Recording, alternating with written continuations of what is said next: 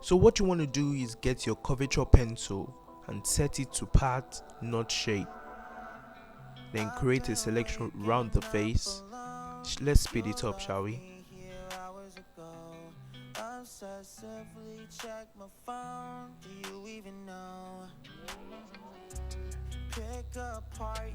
When you're done, you right click and make selection. Then you click OK. Then you create a clipping mask.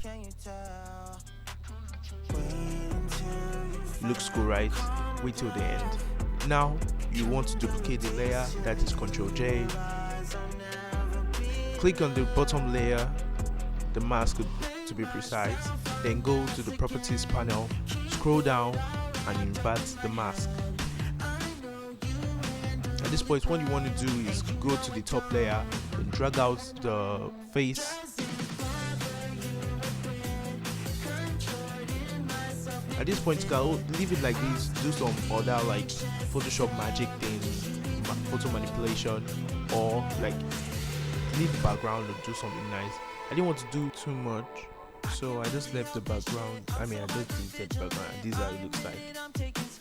I said this is how it looks like. Yeah, bye.